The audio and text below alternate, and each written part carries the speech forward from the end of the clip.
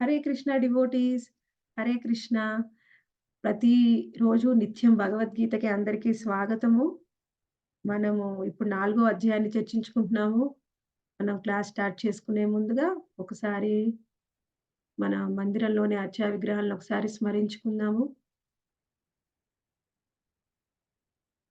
జై జగన్నాథ్ బల్దేవ్ సుభద్రా మాయి సుదర్శన్ की जय।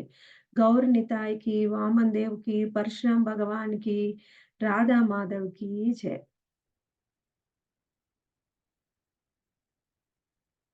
ॐ अज्ञानतिमिरान्धस्य ज्ञानाञ्जनशलाकया चक्षुरुन्मिलितं येन तस्मै श्रीगुरवे नमः।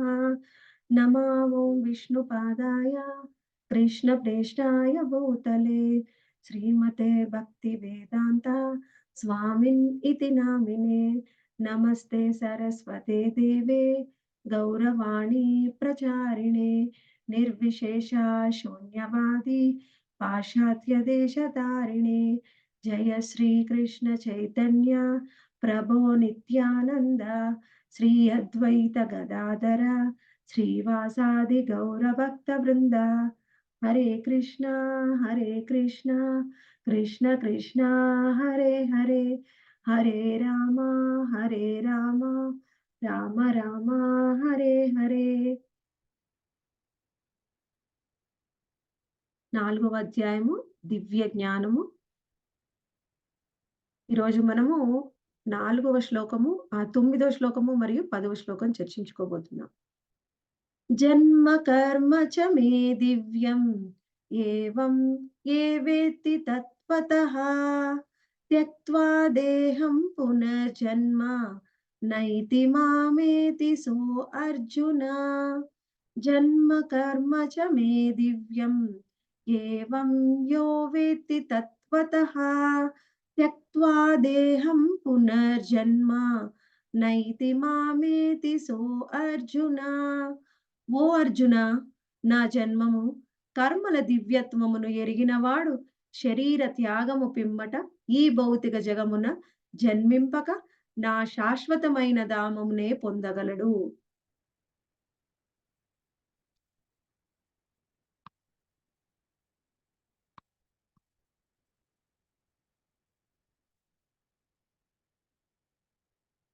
వీతరాగ భయ క్రోధ మన్మయా మాముపాశ్రితాః బహవో జ్ఞాన తపసా పూతా మద్భావమాగతాః। రాగము, భయము, క్రోధము నుండి విడివడి నాయందు సంపూర్ణముగా మగ్నులై నాకు శరణజొచ్చిన కారణముగా పూర్వము పలువురు నా యొక్క జ్ఞానముచే పవిత్రులైన దివ్య ప్రేమను పొందగలిగిరి। ఇక్కడ శ్రీకృష్ణ భగవానుడు 9 మరియు 10వ శ్లోకాల్లో ఏం చెప్తున్నారు? ఈ 9వ శ్లోకము మనం అనేక సార్లు విని ఉంటాం. అనేక సార్లు మన ఆచార్యులు ఈ శ్లోకాన్ని ఉదాహరణగా చెప్తూ ఉంటారు. మనకి అసలు ఏమిటి ఈ శ్లోకం యొక్క ప్రాముఖ్యత? తెలుసుకునే ముందు ఈ 4వ అధ్యాయంలో మనం ఏం తెలుసుకుంటున్నాం? మనకి 3వ అధ్యాయము కర్మయోగం చివరిలో శ్రీకృష్ణ భగవానుడు ఏం చెప్పాడు? పనిని, కర్మ అంటే ఏమిటండి? పని. ఎలా చేయాలో మొత్తం వివరించిన తర్వాత మనకి చివరిలో చెప్పాడు నిష్కామ కర్మయోగం గురించి. నిష్కామ కర్మయోగం అంటే ఏమిటి? మీరు ఏ పనైనా చెయ్యండి, కానీ మొత్తము ఆ పని యొక్క ఫలితాన్ని నాకు అర్పించండి. ఫలితం గురించి ఆలోచించకండి అని చెప్పాడు.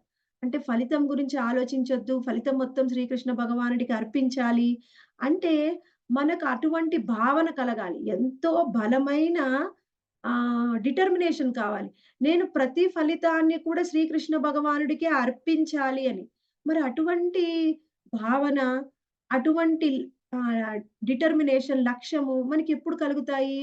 మొత్తం ఆయన గురించి మనం తెలుసుకుంటే, అప్పుడు మనకు అటువంటి భావం అనేది కలుగుతుంది. లేకపోతే కృష్ణుడు చెప్పినంత మాత్రాన మనకు అటువంటి భావం కలగదండి. అందుకని కృష్ణుడు ఏం చేశాడు? మొత్తం పని యొక్క ఫలితాన్ని నాకు అర్పించండి అని చెప్పగానే, ఎందుకు నాకే అర్పించాలి అని శ్రీకృష్ణ భగవానుడి యొక్క గొప్పతనాన్ని, ఆయన యొక్క దివ్య జ్ఞానాన్ని మనకి ఈ అధ్యాయంలో మనకి చెప్తూ ఉన్నారు. అందులో భాగంగా ఏం చెప్పాడు ముందు? ఈ జ్ఞానాన్ని ముందు నీకే కాదు అర్జున, ముందెప్పుడో నేను సూర్యుడికిచ్చాను. అంటే అర్జునుడికి సందేహం కలిగింది. సూర్యదేవుడికి నువ్వెలా ఇస్తావు? నువ్వు నాతో పాటు ఇప్పుడే జన్మించావు కదా!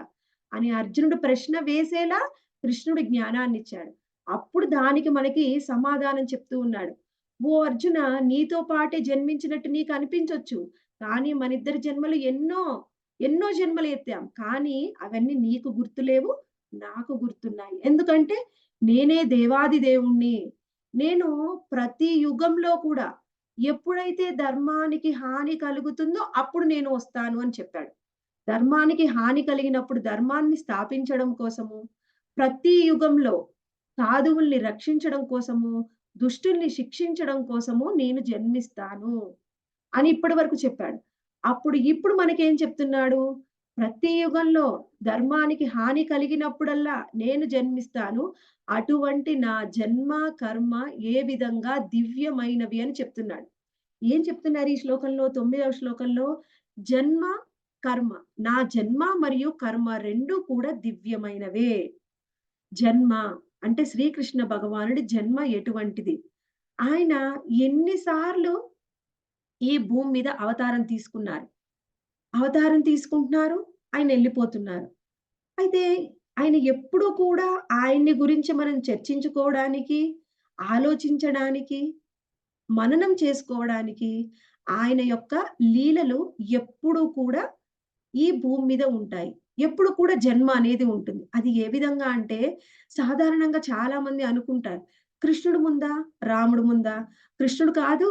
రాముడి కంటే కృష్ణుడే ముందు వచ్చాడు కాబట్టి కృష్ణనామం చెప్పాలి అని. అది ఎంత అమాయకమైన మాట, ఎంత జ్ఞానం లేని మాట అంటే, అంటే కృష్ణుడు ఏమిటి? ఆయన వచ్చాడు, ద్వా ద్వాపర యుగంలో ఎళ్ళిపోయాడు. అలా కాదు మనం కృష్ణుడిని అర్థం చేసుకోవాల్సింది. ఆయన జన్మ ఎటువంటిది అంటే, ఇప్పుడు సూర్య భగవానుడు మనకి ప్రతిరోజు సూర్యదేవుడు పొద్దున్నే లేవంగానే కనిపిస్తాడు. రాత్రికి అస్తమిస్తాడు. అంటే రాత్రి అయిన తర్వాత ఆయన లేడా? ఇప్పుడు మనం ఇక్కడ ఉన్నాం. సత్యవతి మాతాజీ యూఎస్‌లో ఉంది. అంటే ఆమెకి ఇప్పుడు నైట్ కావచ్చు. మనకిప్పుడు ఎర్లీ మార్నింగ్. అంటే ఏమిటి? సూర్యుడిప్పుడు ఆమెకు కనిపించడం లేదు. కానీ మనకు కనిపిస్తున్నాడు. అంటే ఏమిటి? సూర్యుడు ఎప్పుడు కూడా అస్తమించడు. ఒక ప్రదేశంలో మనకు కనిపిస్తాడు. తరువాత సాయంత్రం కాగంగానే వేరే ప్రదేశంలో ఇంకొకరికి కనిపిస్తాడు. అంత మాత్రాన సూర్యుడు లేడు. సూర్యుడు మరణించాడు అంటామా? అది ఎంత అమాయకత్వమో! శ్రీకృష్ణ భగవానుడు ఆయన ఇక్కడ ఉన్నాడు. ఇప్పుడు మనకు కనిపించడం లేదు కాబట్టి ఆయన లేడు అనుకోవడం కూడా అంతే అమాయకత్వం. ఆయన జన్మ ఎటువంటిది అంటే అది పూర్తిగా ఆధ్యాత్మికమైనది. ఇక్కడ ఏమన్నాడు? జన్మ, కర్మ దివ్యమైనది. ఆయన జన్మ దివ్యమైనది అంటున్నారు. ఏదైనా దివ్యమైనది అంటే ఏమిటి? అది భౌతికమైనది కాదు. ఏదైతే ఆధ్యాత్మికమైనదో అది మాత్రమే దివ్యమైనది. ఆధ్యాత్మికమైనది ఏమిటి? అది ఎప్పుడు కూడా శాశ్వతమైనది. ఆధ్యాత్మికమైన దాని గురించి ఏదైనా మనం తెలుసుకోవాలి అంటే పూర్తిగా మనం తెలుసుకోవడం కష్టము. అది సాధ్యం కాదు. అటువంటిది మాత్రమే దివ్యమైనది. అటువంటి శ్రీకృష్ణ భగవానుడి యొక్క జన్మ దివ్యమైనదంట. అది మనం ఎలా అర్థం చేసుకోవాలి? ఎన్ని అవతారాలున్నాయి శ్రీకృష్ణ భగవానుడు. మనకి జయదేవ గోస్వామి ఆయన గీత గోవిందంలో వివరించారు. ప్రతి ఒక్క స్టాంజాలో కూడా మనకి వివరిస్తున్నాడు. కేశవధృత నరహరి రూపా జయ జగదీశ హరే. ఆయన కేశవధృత నరహరి రూప. నరహరి ఎవరు? నరసింహ భగవానుడు. నరసింహ భగవానుడి జన్మ ఎటువంటిది? అది ఎంతో దివ్యమైనది. ఆయన ఏదో ఒక స్తంభం నుంచి పుట్టినంత మాత్రాన, ఆయన ఈ భూలోకంలో ఎంతో క్రోధంతోని ఆవిర్భవించినంత మాత్రాన, ఆయన జన్మ, ఆయన అవతారం సాధారణంగా భౌతికమైనది కాదు. దివ్యమైనది.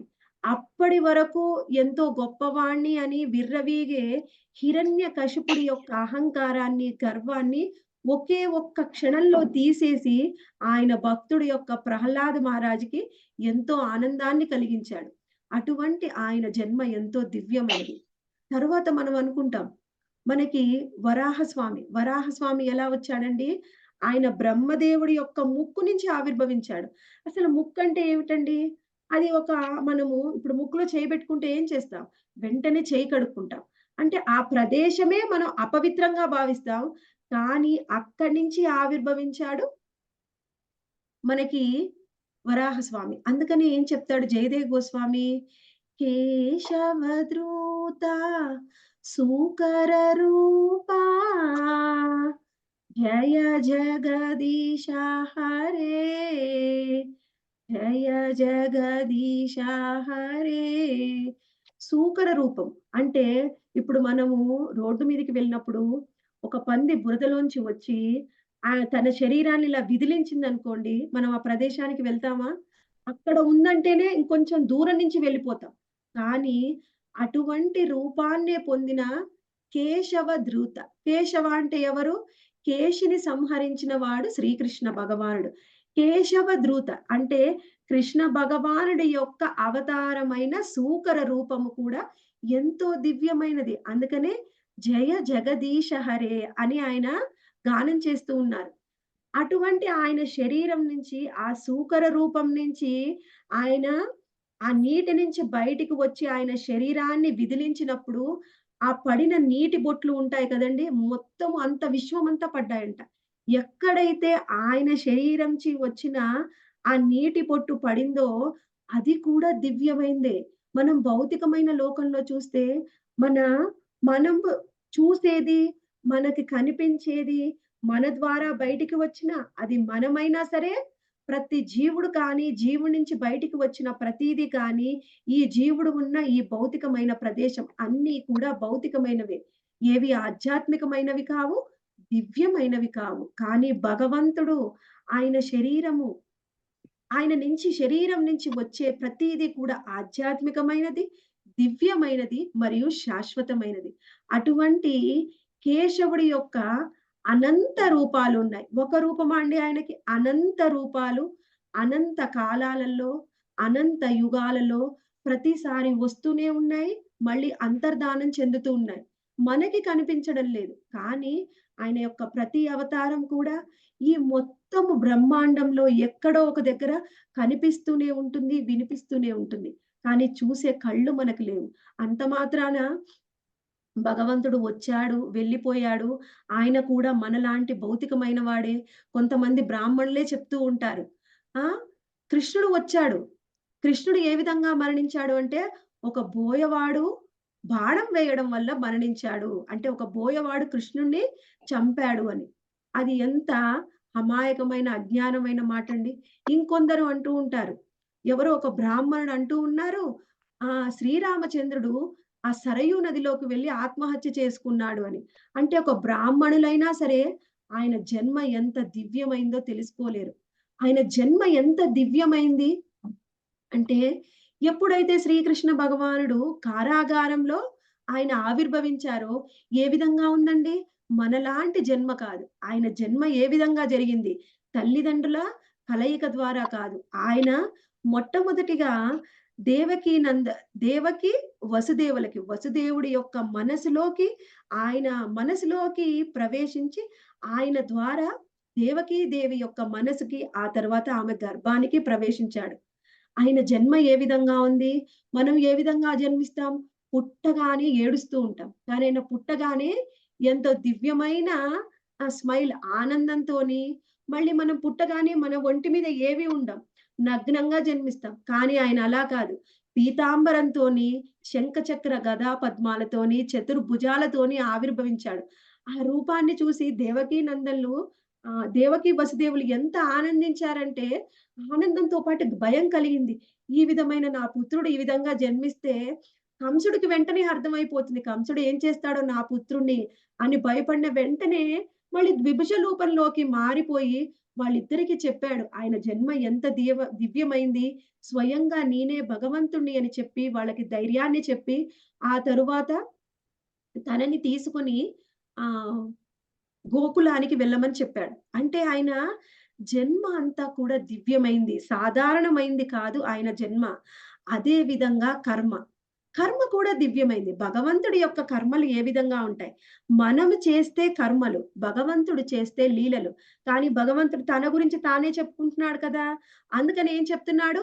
నా కర్మ కూడా దివ్యమైనది అని చెప్తున్నాడు. నా జన్మ, కర్మ 2 కూడా దివ్యమైనవే. అటువంటి భగవంతుడి కర్మలు అంటే ఆయన లీలల గురించి ఎన్ని చెప్పుకున్నా తక్కువే. ఎంత చెప్పుకున్నా మనకి తనివి తీరదు. మొత్తం భగవద్గీత, భాగవతం మొత్తము కూడా ఆయన యొక్క కర్మలు, ఆయన యొక్క లీలల గురించే మొత్తం నిండిపోయి ఉంది. శ్రీకృష్ణ భగవానుడు మనకి భగవద్గీతలో ఒక్కొక్క అధ్యాయంలో మనకు ఒక్కొక్క విధంగా తనకు సంబంధించిన జ్ఞానాన్ని ఇస్తూ ఉన్నాడనమాట. ఏ విధంగా తన యొక్క కర్మలు ఏ విధంగా దివ్యమైనవి అనే విషయాన్ని మనకి వివరిస్తూ ఉన్నాడు. అటువంటి శ్రీకృష్ణ భగవానుడి దివ్యమైన లీలలతోనే భగవద్గీత, భాగవతం మొత్తం కూడా నిండిపోయి ఉన్నాయి. అందుకని ఏం చేయాలి? ప్రతిరోజు కూడా మనం ఆ కర్మల్ని శ్రవణం చేస్తూ ఉండాలి. ఆయన ఎంత దివ్యమైన లీలల్ని చేశాడు. ఆయన పుట్టగానే వెళ్ళాడు. వెళ్ళగానే 3 రోజులు, 6 రోజులు అంటే 10 రోజుల వయసు యొక్క లోపలనే పూతన అనే ఒక మహారాక్షసి 8 మైళ్ళ 8 మైళ్ళ యోజనాలంత పొడవుంది. అటువంటి రాక్షసిని కేవలం పాలు తాగి ఆమెని సంహరించాడు. పోనీ సంహరిస్తే అదేమైనా కోపంతోని, క్రోధంతోని ఆమెని సంహరించాడా? అంటే అలా కాదు. సంహారంలో కూడా ఆమెని ఉద్ధరించాడు. అంటే ఆమె ఏం చేసిందో నాకు సంబంధం లేదు. కానీ ఆమె నాకు స్తన్యమిచ్చింది అని భగవంతుడు ఆమె యొక్క హృదయాన్ని మాత్రమే, భావాన్ని మాత్రమే చూసాడు. అంటే అక్కడ భావం కూడా సరిగ్గా లేదండి. కేవలం కర్మ సరిగ్గా ఉంది. భగవంతుడికి తల్లిలాగా పాలు ఇచ్చింది. అందుకని ఏం చేశాడు? ఆమెకు సద్గతిని కల్పించాడు. తరువాత శకటాసురుడు 3 నెలల వయసులోనే వచ్చి భగవంతుడిని సంహరించాలి అని చూశాడు. శ్రీకృష్ణ భగవానుడు ఆయన సుకుమారమైన పాద పద్మాలు ఆ బండి రాక్షసుడికి తగిలాయో లేదో ఆయనకి ముక్తి కలిగింది. తర్వాత తృణావర్తుడు సంవత్సరం లోపు వయసు ఉన్నప్పుడే తృణావర్తుడు 8 లక్షల మైళ్ళు పైకి తీసుకొని వెళ్ళాడు. అయితే చిన్న పిల్లవాడు భయంతోని ఆయన మెడని పట్టుకున్నాడంతే. అంత మాత్రం చేతనే అంత పైకి వెళ్ళిన రాక్షసుడు మళ్ళీ అదే బృందావనంలో ఒక బండ మీద పడిపోయాడు. గోపకుల మీద కానీ, వాళ్ళ వ్యవసాయ క్షేత్రాల మీద కానీ, ఆవుల మీద కానీ పడలేదు. ఆయన పడినప్పుడు కూడా ఎవరికీ హాని కలగకుండా ఒక బండ మీద పడేలా చేశాడు. ఆ చుట్టూ గోపకులు, వ్రజవాసులందరూ ఉన్నారు. వాళ్ళెవరికీ హాని కలగలేదు. ఆయన లీల ఏ విధంగా ఉంది? ఎంత దివ్యమైంది చూడండి. ఆయన చిన్న వయసులో ఎంతో మంది రాక్షసుల్ని సంహరించాడు. కానీ వెంటనే వెళ్లి కంసుడిని సంహరించలేదు. కంసుడికి సమయం వచ్చే వరకు వెయిట్ చేశాడు. కానీ కంసుడికి సమయం వచ్చినప్పుడు మాత్రమే ఆయన దగ్గరికి వెళ్ళాడు. అంతవరకు అక్కడ దేవకీ అక్కడ దేవకీ వసుదేవులకి ఏ విధమైన హాని కలగలేదు. ఇక్కడ వ్రజవాసులకు కూడా ఏ విధమైన హాని కలగకుండా వాళ్ళతో పాటే ఉంటూ వాళ్ళని సంరక్షిస్తూ, వాళ్ళని ఆనందపరుస్తూ ఉన్నాడు. ఆ తరువాత మధురకి వెళ్లి ఆయనని సంహరించాడు. ఆ తరువాత ఆయన లీలలు మళ్ళీ ద్వారకకి, అక్కడి నుంచి హస్తినాపురానికి కూడా చేరాయి. అసలు ఎన్ని లీలలు అంటే ఆయన ఏం చేసినా దివ్యమైనదే. అసలు కృష్ణ భగవానుడి యొక్క లీలల్ని మనం ఏ విధంగా అర్థం చేసుకోగలం? మనం ఒక చిన్న ఉదాహరణ చూద్దాం. మనకి ద్రౌపదికి వస్త్రాపహరణం చేస్తూ ఉంటే, అదే సమయంలో ఆయన ద్వారకలో రుక్మిణీదేవితో కలిసి పాచికలాడుతూ ఉన్నాడంట. ఆ పాచికలు ఆడుతూ ఉంటే సడెన్‌గా కృష్ణుడు అన్నాడన్నమాట. నా భక్తురాలు ఒకటి దుఃఖిస్తూ ఉంది. ఆమె బాధపడుతూ ఉంది అని. అయితే వెంటనే రుక్మిణీదేవి అన్నది, "అవునా స్వామి! అయితే వెంటనే వెళ్ళండి. వెళ్లి రక్షించండి. తరువాత వచ్చి మనము ఆడుకోవచ్చు ఈ పాచికలు." అంటే వాళ్ళు జూదంలాగా కాదండి. వాళ్ళు కేవలము మనో ఆనందాని కోసం మాత్రం ఆడుతున్నారు. అంటే ఇక్కడ అప్పటికి శ్రీకృష్ణ భగవానుడన్నాడు, "ఆహ్, నేనిప్పుడు వెళ్ళాలి అంటే కష్టం. కొంచెం దూరంగా ఉంది." అంటే ఆమె అన్నది, "నువ్వు దారుకని తీసుకొని వెళ్ళు." దారుకని ఎంత ఫాస్ట్‌గా ఆయన గుర్రపు స్వారీ చేస్తాడంటే, ఆయన అనుకోగానే వెంటనే ఇక్కడ ద్వారక నుంచి కుండినాపురానికి తీసుకొని వెళ్ళాడు శ్రీకృష్ణ భగవాన్ని. ఎంతో ఫాస్ట్‌గా వెళ్తాడు. అయినా కానీ కొంచెం కష్టమే. వెళ్ళడం కష్టమే. అయితే స్వామి నువ్వు గరుడుడిని తీసుకొని వెళ్ళు. గరుత్మంతుడు ఎంతో ఫాస్ట్‌గా వేగంగా వెళ్తాడు కదా! అంటే లేదు రుక్మిణి కొంచెం కష్టమే. అయితే స్వామి నువ్వు ప్రతి ఒక్కళ్ళలో ఉండే పరమాత్ముడివి కదా! నువ్వు ఎంతలో వెళ్ళగలవు? నువ్వు వెంటనే మనోవేగంతోని వెళ్ళిపోగలవు. నువ్వు స్వయంగా వెళ్ళు. అంటే కొంచెం కష్టమే రుక్మిణి. ఆ! నేను వెళ్ళడం కొంచెం కష్టమే. అని అలా జూదం ఆడుతూ ఉంటాడు. ఆడుతూ ఉంటే సడెన్‌గా అంటాడు, లేదు లేదు నేనిప్పుడు వెంటనే వెళ్ళిపోవాలని. అంటే రుక్మిణీదేవి అడుగుతుంది, "అదేంటి స్వామి ఇప్పటి వరకు వెళ్ళడం కష్టం అన్నావే? మరి ఇప్పుడు వెంటనే వెళ్తున్నావు కారణం ఏమిటి?" అంటే అప్పుడు చెప్పాడన్నమాట. ఆ వెళ్ళే నన్ను పిలిచే భక్తురాలు ఎవరో కాదు. స్వయంగా ద్రౌపదీదేవి. ద్రౌపదీదేవి నువ్వు చెప్పావు గదా! దారుకని తీసుకొని వెళ్ళు అన్నప్పుడు. అప్పుడు ఆమె ఏం చేస్తూ ఉందంటే, అక్కడే ఉన్న ద్రోణాచార్యుడిని, భీష్ముడిని అడుగుతుంది. నన్ను రక్షించండి, నన్ను రక్షించండి అని. అందుకని నేను చెప్పాను కొంచెం దూరము అని. తరువాత నువ్వు గరుత్మంతుడిని తీసుకొని వెళ్ళమని చెప్పావు కదా! అప్పుడు అడుగుతుంది పాండవుల్ని. తన పతులని అడుగుతుంది నన్ను రక్షించమని. ఆ తరువాత నువ్వు పరమాత్మ సలహా ఇచ్చావు కదా! ప్రతి ఒక్కళ్ళో నేనే ఉంటాను. అప్పుడు ఆమె ఏం చేస్తుందంటే స్వయంగా తన శక్తి మీద తానే ఆధారపడి ఉంటుంది. అంటే శ్రీకృష్ణ భగవానుడు బయటి వాళ్ళని అడిగినా, తన వాళ్ళని అడిగినా, స్వయంగా తన శక్తి మీద ఆధారపడినా, నేను వెళ్ళడం కష్టము. కొంచెం దూరంగా ఉంది అన్నాడు. ఎప్పుడైతే తను ఇంక అశక్తురాలిని అని తెలుసుకొని 2 చేతులు పైకెత్తి, గోవిందా నువ్వే నన్ను రక్షించాలి అని ఎప్పుడైతే అడిగిందో, ఇంకా ఆయనకి ఎంత దూరము, నేనెక్కడ ఉన్నాను, ఏ పరిస్థితుల్లో ఉన్నాను అయన్నీ ఏం గుర్తుకు రాలేదన్నమాట. వెంటనే అదే మరుక్షణము అక్కడ ద్రౌపది దేవికి అక్కడికి వెళ్ళి తనకి వస్త్రాన్నిచ్చి తన కౌరవాన్ని కాపాడాడు. అంటే శ్రీకృష్ణ భగవానుడి యొక్క లీలలు ఏ విధంగా ఉంటాయంటే మనం అర్థం చేసుకోలేము. మనం అనుకోవచ్చు ద్రౌపది దేవి బాధపడుతూ ఉంటే ముందే వెళ్ళొచ్చు కదా! మనము ఎవరికి భక్తుడికి కానీ, అభక్తుడికి కానీ కష్టం వస్తే భగవంతుడు ఉన్నాడు కదా! మాకెందుకు మా కష్టం తీర్చలేదు అని చెప్పి అందరూ నిందిస్తూ ఉంటారు. కానీ ఆయన కర్మల్ని, ఆయన లీలల్ని అర్థం చేసుకోవడం మనకు సాధ్యం కావు. అంత గొప్పవి శ్రీకృష్ణ భగవానుడి యొక్క కర్మలు. తరువాత మనకి ఏం చెప్తున్నారు? ఆయన ఎలా అర్థం చేసుకోవాలంట?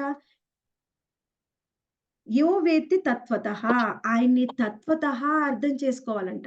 ఎప్పుడైతే ఆయన్ని తత్వతః అర్థం చేసుకుంటామో, అప్పుడు మాత్రం ఏం జరుగుతుంది? త్యక్త్వా దేహం పునర్జన్మ నైతి మామేతి సోऽర్జున.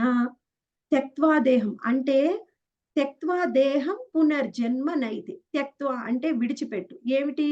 ఈ శరీరాన్ని నువ్వు విడిచిపెట్టిన తరువాత పునర్జన్మ నైతి. పునర్జన్మ అనేది ఉండదు. ఇంక తర్వాత ఏమన్నాడు? మామేతి సో అర్జున అంటే నన్నే చేరుకుంటావు అర్జున అని చెప్తున్నాడన్నమాట. ఇక్కడ తత్వతః అర్థం చేసుకోవడం అంటే ఏమిటి? ఇది మనం ముఖ్యంగా అర్థం చేసుకోవాలి.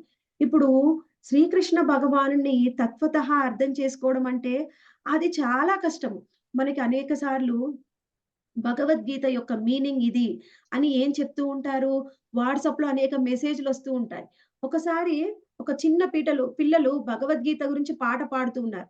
భగవద్గీత అంటే ఏమిటి అని, పాండవులు అంటే మన పంచ ఇంద్రియాలు అని, భీష్ముడు ఈయన, ద్రోణుడు ఈయన అని మన భౌతిక లోకంలోని మన ఇంద్రియాల గురించి, మన దేహం గురించి, మన బంధువుల గురించి పోలుస్తూ భగవద్గీతని పోలుస్తూ ఉదాహరణగా గానం చేస్తూ ఉంటారు.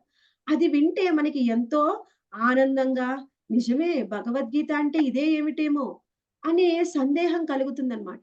మనం 'మహాభారత్' చూసామనుకోండి, భగవద్గీతలో శ్రీకృష్ణ భగవానుడు 'మహాభారత్' సీరియల్‌లో జ్ఞానం ఇస్తూ ఉంటాడు. ఆ! నేను భగవంతుడినే, నేను నా గురించి నేను అర్థం చేసుకున్నాను కాబట్టి నేను భగవంతుడిని. నీ గురించి నువ్వు అర్థం చేసుకో. నువ్వు ఆత్మ జ్ఞానాన్ని పొందు. నువ్వు కూడా నా స్థితికే వస్తావు. అని అంతా మాయావాదం చెప్తూ ఉంటారు. వింటే ఎంతో బావుంది అనిపిస్తుంది. కానీ అదంతా మాయావాదం. అది అసలు సరైన జ్ఞానమే కాదు. అది కాదు తత్వతః అర్థం చేసుకోవడం అంటే. ఆయన్ని తత్వతః అర్థం చేసుకోవడం అంటే ఏమిటి? అనే విషయాన్ని భక్తుల ముఖతా వినాలి. భక్తులు మాత్రమే తత్వతః ఆయన్ని అర్థం చేసుకోగలరు. మనకి శుద్ధ భక్తులు ఈ విధంగా భగవంతుడి యొక్క గుణగానం చేస్తూ ఉన్నారనమాట. ఏ విధంగా భగవంతుని తత్వతః అర్థం చేసుకోవాలి అని. हे गोपालक हे कृपाजलनिधे हे सिंधु कन्यापते हे कंसांतक हे गजेन्द्र करुणा पारेण हे माधवा हे रामानुजये जगत्त्रय गुरो హే పుండరీకాక్ష మాం, హే గోపీజననాద పాలయ పరాం, జనామి నత్వాం మనా. అంటే భగవంతుణ్ణి అర్థం చేసుకునే విధానం ఏమిటి? ఆయన తత్వం ఏమిటి అంటే ఆయన చెప్తున్నారు. హే గోపాలక, హే కృపాచలనిదే. అంటే నీ కృప ఎంతో అనంతమైనది. అనంతమైన కృప కలిగిన వాడా, ఓ సింధు కన్యాపతే, ఓ లక్ష్మీదేవి యొక్క భర్త అయినటువంటి ఓ భగవంతుడా! హే కంసాంతక, కంసుణ్ణి సంహరించిన వాడా!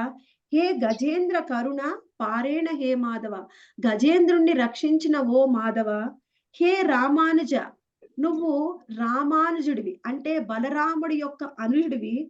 హే జగత్రయ గురో, మొత్తం 3 లోకాలకి కూడా గురువి నువ్వే. హే పుండరీకాక్ష, నీ అక్షములు అంటే కమలముల వంటి కన్నులు కలిగిన ఓ భగవంతుడా! అని ఆయన ఇంతవరకు కీర్తించాడండి. కీర్తించిన తర్వాత ఇప్పుడేమంటున్నాడు? ఓ గోపీజన నాదపాల యపరాం. అంటే గోపికల యొక్క నాదుడివి. అంటే గోపికలు నాదుడు అంటే ఏం చేస్తాడండి?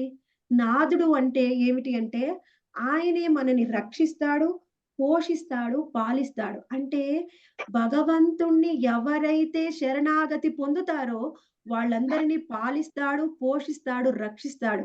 అటువంటి భగవంతుడా జనాం నత్వామి మన. నువ్వు తప్ప వేరే శరణాగతి లేదు.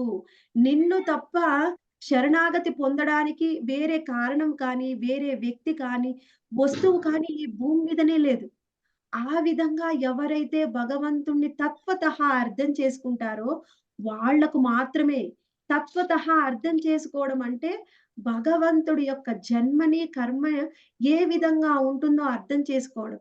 ఆ జ్ఞానం లేకుండా చాలామంది ఏమనుకుంటారు, మీరేం చెప్తున్నారండి? మీరింత జ్ఞానం చెప్తున్నారు. ఇవన్నీ శరీరం వదిలేసిన తరువాత కదా! మాకు ముక్తి లభించేది. మేము భగవంతుడి దగ్గరికి వెళ్ళేది.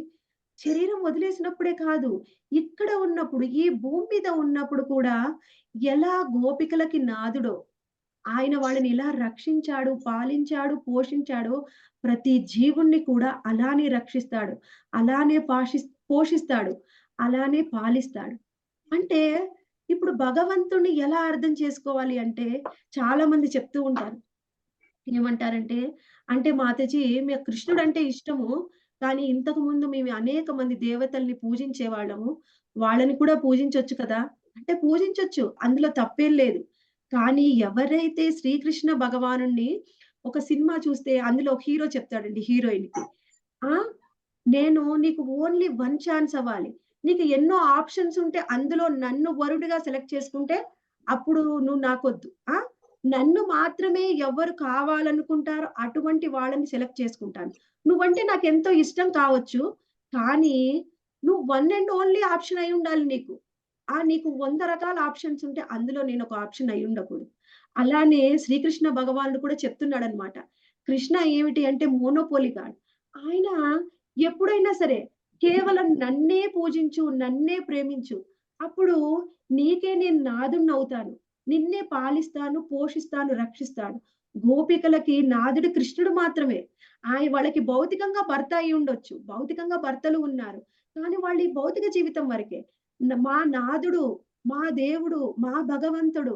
నేను సర్వస్వ శరణాగతి పొందాను అంటే అది కేవలం శ్రీకృష్ణ భగవానుడికి మాత్రమే అని గోపికల యొక్క భావాన్ని మనం కలిగి ఉంటే భగవంతుడు మనతోనే ఉంటాడు. ఆ!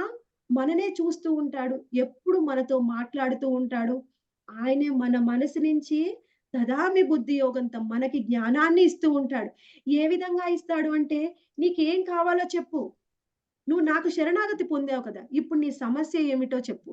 ప్రతి సమస్యను కూడా నేను తీరుస్తాను. అంటే కొన్ని సార్లు మనం అనుకోవచ్చు. నాకెన్నో సమస్యలున్నాయి మాతాజీ. మరి కృష్ణుడు తీర్చలేదు. అంటే ఆ సమస్య తీరవడం అది నీకు ముఖ్యమైంది. అది నీకు మంచిది కాదు అని ఆయన భావిస్తున్నాడు కాబట్టి. మన భావన ఎలా ఉండాలి అంటే సర్వస్వ శరణాగతి. కృష్ణుడు తప్ప నాకింకో గతి లేదు. ఎలా ద్రౌపది చివరి సమయంలో నాకు కృష్ణుడు తప్ప వేరే మార్గమే లేదు అని ఎలా 2 చేతులు ఎత్తి కృష్ణుడిని, "ఓ పుండరీకాక్ష! ఓ మురారి, ఓ గోవింద అని ఎలా అడిగిందో, మనము కూడా శ్రీకృష్ణ భగవానుడిని ఆ విధమైన భక్తి భావంతోని, ఇంకా కృష్ణుడు తప్ప నాకు వేరే గత్యంతరమే లేదు అనే భావంతోని మనం కూడా కృష్ణుడిని అర్థం చేసుకోవాలి. ఆయనకు ఆ విధంగా శరణాగతి పొందాలి. ఇక్కడేమన్నాడు? తత్వతః నన్ను అర్థం చేసుకోమన్నాడు. ఆ విధంగా ఎవరైతే అర్థం చేసుకుంటారో, అప్పుడు శ్రీకృష్ణ భగవానుడు వాళ్ళ పక్కనే ఉంటాడు. వాళ్ళ చెంతనే ఉంటాడు. వాళ్ళని విడిచి ఎక్కడికి వెళ్ళడు. అంటే ఇప్పుడు మనం అనుకోవచ్చు చాలామంది అజ్ఞానంతోని ఏ విధంగా భావిస్తూ ఉంటారు, కృష్ణుడు వచ్చాడు అంటే ఇక్కడికి భగవంతుడు అనుకోరు. వాళ్ళు ఒక అవతారం. ఆయన అవతారాన్ని, ఆయన లీలలని, ఆయన కర్మల్ని తప్పు పడుతూ ఉంటారు. అజ్ఞానంతోని ఏమంటారంటే కృష్ణుడు వచ్చాడు. ఎంతోమంది గోపికలతోని నృత్యం చేశాడు. రాసలీల చేశాడు అని ఆయన్ని తప్పుగా అర్థం చేసుకుంటారు. అసలు రాసలీల యొక్క గొప్పతనం నీకు తెలియాలి అంటే నువ్వు భగవద్గీత, భాగవతం చదవాలి కదా! ఆయన్ని తత్వతః అర్థం చేసుకోవాలి.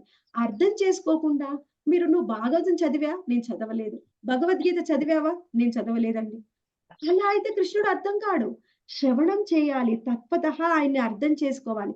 భక్తుల ముఖత ఎప్పుడు మనం శ్రవణం చేస్తామో, అప్పుడు మాత్రమే ఆయన్ని తత్వతః అర్థం చేసుకుంటాం. ఎప్పుడైతే తత్వతః అర్థం చేసుకుంటామో, త్యక్త్వా దేహం పునర్జన్మనైతే మళ్ళీ మనకి జన్మ ఉండదు. మామేతి సో అర్జున. భగవంతుడిని మాత్రమే చేరుకుంటాం. అయితే ఇప్పుడు మనము ఇంత గొప్పగా చెప్పారు మాతాజీ. జన్మ కర్మ చ మే దివ్యం యోవం యో వేత్తి తత్వతః. అంటే ఆయన జన్మని, కర్మని అర్థం చేసుకుంటే మేము భగవద్ధామానికెళ్ళొచ్చా? అయితే మేమందరం క్లాసులు వింటున్నాం. అందరం వింటున్నాం. మేమే వినడం కాదు. అప్పుడు కృష్ణుడు స్వయంగా శ్రీకృష్ణ భగవానుడు ఈ భూమి మీదకి వచ్చినప్పుడు ఆయన్ని చూస్తూ ఉన్నారు. ఆయన చెప్పే జ్ఞానాన్ని వింటూ ఉన్నారు. కానీ ఎంతమందికి హస్తినాపురంలోని ఆయన, ఆయన అప్పుడు వెళ్ళాడు కదా! మధ్యవర్తిగా వెళ్ళాడు. ఎంతో మందికి జ్ఞానాన్నిచ్చాడు. ఆయన జన్మని చూపించాడు అందరికి. కర్మలు ఎంత దివ్యమైనయో చూపించాడు. కానీ అందరికీ అర్థమైందా? అర్థం కాలేదు. ఎవరికీ అర్థం కాదు? ఎందుకు అర్థం కాదు? మరి ఎవరు అర్థం చేసుకోగలరు? అనే విషయాన్ని మనకిక్కడ తరువాత శ్లోకంలో చెప్తున్నారు. ఏం చెప్తున్నాడు?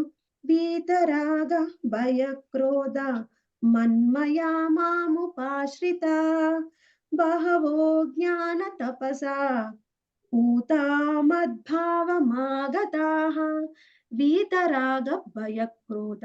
వీత అంటే విడిచిపెట్టండి. ఏమి విడిచిపెట్టాలి? ఏం త్యజించాలి? అంటే రాగము, భయము, క్రోధము.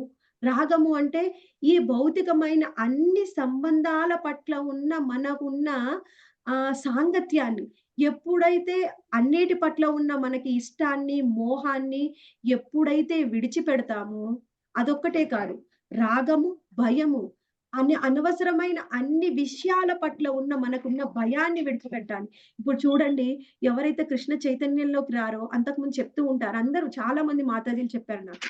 ఇంతకుముందు మేము ప్రతి విషయానికి భయపడేవాళ్ళమండి. ఇప్పుడు మాకు భయం కలగట్లేదు కృష్ణ చైతన్యంలోకొచ్చాక. సమస్యలు ఉన్నాయి కానీ భయం లేదు. అలా మనం కూడా అనవసరమైన భయాలని విడిచిపెట్టాలి. అదొక్కటే కాదు, భగవద్గీత ఇంట్లో ఉంటే ఏదో జరిగిపోతుందండి. కృష్ణ కథ వింటే ఏదో అయిపోతుంది. కృష్ణ భక్తి ఉంటే వీళ్ళు సన్యాసులైపోతారని అనేక అపోహాలు. అటువంటి అనవసరమైన భయాలన్నిటి నుంచి కూడా బయటపడాలి. అదొక్కటే కాదు, క్రోధము. ఈ ఒక్క క్రోధాన్ని విడిచిపెడితే మన ఇంద్రియాల మీద మన మనసు, బుద్ధి, అహంకారం మీద మనకి కంట్రోలొస్తుంది. ఆ విధంగా మనం క్రోధాన్ని విడిచిపెట్టాలి. క్రోధం మనం ఇంతకుముందు మూడవ అధ్యాయంలో చర్చించుకున్నాం. క్రోధం ఏ విధంగా అనేక విధాలుగా మనని పతనం చేస్తుంది అని. అంటే ఇప్పుడు మనం ఏం చెప్తున్నాడు కృష్ణుడు? వీత రాగము, భయము, క్రోధము. ఈ మూడిటిని విడిచిపెట్టిన వాడు మన్మయ మాముపాశ్రితాః. అంటే ఆ మూడిటిని విడిచిపెట్టండి. మన్మయ అంటే నన్ను శరణాగతి పొందు అని చెప్తున్నాడు. మూడిటిని విడిచిపెట్టిన తర్వాత ఆయన్ని శరణాగతి పొందాలి. అప్పుడు తర్వాత ఏం చెప్తున్నాడిక్కడ? బహవో జ్ఞాన తపస. అంటే ఈ విధంగా చేసి ఇంతకుముందు ఎంతోమంది ఆ విధంగా ఎంతోమంది జ్ఞానులు పూతా మద్భావమాగితః అంటే మద్భావ నన్ను చేరుకున్నారు. ఏ విధంగా అంటే మద్భావమాగతాః అంటే వాళ్ళ భావాన్ని అనుస అనుగుణంగా వాళ్ళు నన్ను చేరుకుంటారు. అంటే భావాన్ని అనుగుణంగా చేరుకోవడం ఏమిటి? అంటే కృష్ణ భగవానుడు చెప్తున్నాడు. ఇందాక శ్లోకంలో ఏం చెప్పాడు? నా జన్మ కర్మలు ఎంతో దివ్యమైంది తెలుసుకో. తెలుసుకుంటే నువ్వు మళ్ళీ జన్మించాల్సిన అవసరం లేదన్నాడు. ఇక్కడేమంటున్నాడు? సరే నువ్వు తెలుసుకుంటున్నావు. కానీ నీ భావం ఎలా ఉండాలి? నీ భయాన్ని, క్రోధాన్ని మళ్ళీ ఇంకడేం చెప్పాడు? రాగాన్ని విడిచిపెట్టు అన్నాడు. ఆయనకు శరణాగతి పొందమన్నాడు. సరే మేము అన్ని విడిచిపెడుతున్నాం, శరణాగతి పొందుతున్నాం. ఇక్కడ మళ్ళీ భావ అంటున్నాడేంటి? భావ మద్భావ మాగతాః.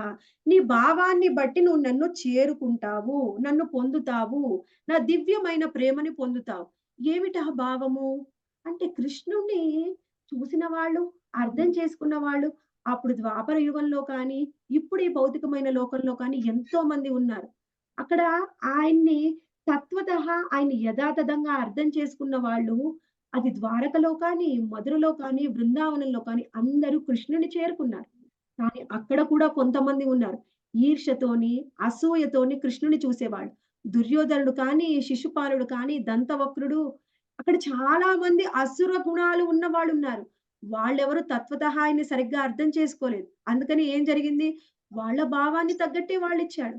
చివరికి వాళ్ళందరిని కురుక్షేత్ర మహాసంగ్రంలో ఆయన అర్జునుడి చేత చంపించి వాళ్ళందరినీ కూడా బ్రహ్మజ్యోతిలో లీనమయ్యారు.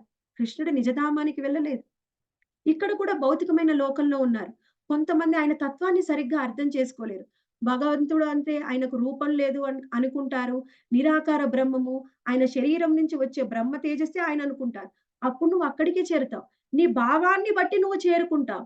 నువ్వు భావం ఏం చేస్తున్నావు? నాకు రూపం లేదు అనుకుంటున్నావు. సరే నువ్వు అక్కడికే వెళ్ళు. నిరాకార జ్యోతిలోకి వెళ్ళు. నన్ను భగవంతుడిగా చేరుకుంటున్నావు. నన్ను తత్వతః అర్థం చేసుకుంటున్నావు. అప్పుడు నా దగ్గరికే చేరుకుంటావు. పూతన ఆయన కర్మను బట్టి ఆమెకే స్థానాన్ని ఇచ్చాడు. శబరి ఆమె భావాన్ని బట్టి ఆమెకి తల్లి స్థానాన్ని ఇచ్చాడు. ఈ 2 లేకపోయినా సరే, కేవలము భావం లేకపోయినా కర్మ సరిగ్గా లేదు. ఈ 2 సరిగ్గా లేవు ఇంద్రుడికి. అయినా సరే ఆయనకేం కావాలో అది ఇచ్చాడు. నీ భావం ఏ విధంగా ఉన్నా, నీ కర్మ ఏ విధంగా ఉన్నా, నీ భావానికి, నీ కర్మకి తగ్గ ఫలితాన్ని నేను నీకిస్తాను అని చెప్తున్నాడు. కృష్ణుడు ఏ విధంగా మనకు జ్ఞానం ఇస్తున్నాడు చూడండి. ఈ దివ్య జ్ఞానంలో నన్ను అర్థం చేసుకో. నేను ఈ భూమి మీదకి వస్తాను. నన్ను ఏ విధంగా అర్థం చేసుకుంటావో దాన్ని బట్టి నువ్వు నన్ను పొందుతావు అని చెప్తున్నాడు. అయితే ఇక్కడ ఇంకొక ముఖ్యమైన విషయం అర్థం చేసుకోవాలి. ఇక్కడ మద్భావ మాగతాః నన్ను పొందుతావు. కానీ ఎలా పొందుతావు?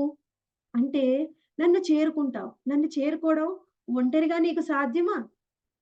ఒంటరిగా మనకు సాధ్యమా? సాధకులకి కృష్ణుడు ఇంత జ్ఞానం ఇచ్చాడు. ఈ క్లాస్ చెప్పినప్పుడు, విన్నప్పుడు ఎంత బాగా అనిపిస్తుందంటే, నిజమా? ఇంత గొప్పదా? కృష్ణుడి క్లాస్ వింటే సాలా? అంటే శ్రవణం చేస్తే సరిపోతుందా? నేను భగవంతుడి దగ్గరికి వెళ్ళిపోతాను. కాస్త బయటికి వెళ్ళాం. ఎవరో పక్కింటి వాళ్ళ, ఎదురింటి వాళ్ళు కలిసారు. ఏదో చెప్పారు. ఎక్కడికో వెళ్ళాం. మన బంధువులు కలిసారు. ఏదో చెప్పారు. మన మనసు మారిపోతుంది. మన మనసు ఏమైతుంది? డీవియేట్ అయిపోతుంది. అప్పుడు ఇంకెవరో చెప్పారు. మొన్నెవరో చెప్తున్నారు వాట్సాప్ గ్రూప్‌లో మెసేజ్ ఏమిటి అంటే, "మీ కొడుక్కి మంచి జరగాలి అంటే రంగు రంగుల గాజులు వేసుకోండి" అంట. కొంచెం నాకు వెంటనే ఆశ్చర్యం వేసింది. అంటే ఏమిటి? ఇంత క్లాస్ విని, ఆ వాట్సాప్ మెసేజ్ విని, తర్వాత అది కూడా చేస్తూ ఉంటారు. అంటే ఏమిటి అంటే, మాయ అనేది చుట్టుపక్కల మనతోనే ఉండి, మనని కూడా తప్పుడు దారిలోకి పయనించేటట్టు చేస్తుంది. తప్పుడు మార్గం ఎంచుకుంటాం. అన్నీ మనకి మంచిగా, గొప్పగా ఇది కృష్ణతత్వం ఇదే. మనం ఏదో గొప్ప భక్తి యోగాన్ని ఆచరిస్తున్నంత గొప్పగా రంగురంగుల గాజులు వేసుకుంటాం. అంటే ఏమిటి? మాయ మనని పక్కకు తీసుకొని వెళ్తుంది. మరి మాయ మనని పక్కకు తీసుకొని వెళ్ళకుండా ఏం చేయాలి మనము? మనము గురువుని ఆశ్రయించాలి. ఎప్పుడైతే గురువుని ఆశ్రయిస్తామో, గురువుని ఎలా పొందుతాం? భక్తుల సాంగత్యంలో ఉంటే గురువు దాకా చేరగలం. భక్తుల సాంగత్యం లేదు మాతాజీ. నా అంతట నేనే క్లాస్ వింటాను. నా అంతట నేనే సాధన చేసుకుంటాను. అంటే నువ్వు మాయలో పడిపోతావు. మాయ అనేది మన పక్కనే ఉంటుంది. తత్వతః ఆయన్ని అర్థం చేసుకోవాలి. ఆయన క్లాసులు వినాలి. మనం మాయలోకి పోకూడదు. అంటే భక్తుల సాంగత్యం అవసరం. భక్తుల సాంగత్యంలో మనం శ్రవణం చేస్తూ ఉంటే అప్పుడు ఏం చెప్పాడు? గురువుని పొందొచ్చు. గురువుని పొందాలి అంటే ఏమిటి? కేవలం ఒక 2, 3 నియమాలంతే ఎక్కువేం లేవు. 4 నియమాలు పాటించండి. 4 నియమాలేమిటి? మద్యపానం చేయకూడదు. మత్తు పదార్థాలు స్వీకరించొద్దు. మాంసాహారం స్వీకరించకూడదు. తరువాత జూదం ఆడకూడదు. అక్రమ మైథునం చేయకూడదు. ఈ 4 నియమాలే. తర్వాత కేవలం సత్వగుణ ఆహారాన్ని వండి భగవంతుడికి సమర్పించండి. ఆ ప్రసాదాన్ని మాత్రం స్వీకరించండి. ఇది రెండవ నియమం. మూడవ నియమం ఏమిటి? అంటే 16 మాలలు జపించండి అంతే. నాలుగవది భక్తుల సాంగత్యంలో ఉండండి. ఈ 4 ఎవరు ఆచరిస్తారో భక్తుల సాంగత్యంలో ఉండి 4 ఆచరిస్తే ఖచ్చితంగా గురువును పొందుతాం. గురువుని ఎప్పుడు పొందుతామో మనం మాయలో పడిపోము. మాయలో పడిపోకపోతే ఏం జరుగుతుంది? భగవంతుడిని తత్వతః అర్థం చేసుకొని ఆయన జన్మల్ని, కర్మల గురించి ఆ దివ్యమైన కథల్ని శ్రవణం చేసి మనం భగవద్ధామానికి, భగవంతుడి యొక్క నిజధామానికి వెళ్లి గోలోక ధామంలో ఆయనకి మనం అక్కడ ఆయన్ని ముఖతా చూస్తాము, కలుసుకుంటాము, మాట్లాడతాము. ఆయనకక్కడ డైరెక్ట్‌గా సేవ చేస్తాము. అప్పుడు ఈ భౌతికమైన లోకంలో జన్మ, మృత్యువు, జర, వ్యాధి దుఃఖముతోని, ముసలితనంతోని, వ్యాధులతోని ఈ భౌతికమైన లోకంలో బాధపడవలసిన కర్మ, మళ్ళీ మళ్ళీ పుట్టవలసిన కర్మ నుంచి మనం బయటపడతాం. ఎప్పుడు? ఆయన జన్మని, కర్మ యొక్క దివ్యత్వాన్ని అర్థం చేసుకున్నాం. హరే కృష్ణ మాతాజీస్. Any comments? Any questions? Hare మాతాజీ కృష్ణ మాతాజీ, దండవత్ దండవత్ ప్రణామాలు. చాలా వివరంగా చెప్పారు మాతాజీ. హరే కృష్ణ. హరే కృష్ణ. మాతాజీ హరే కృష్ణ.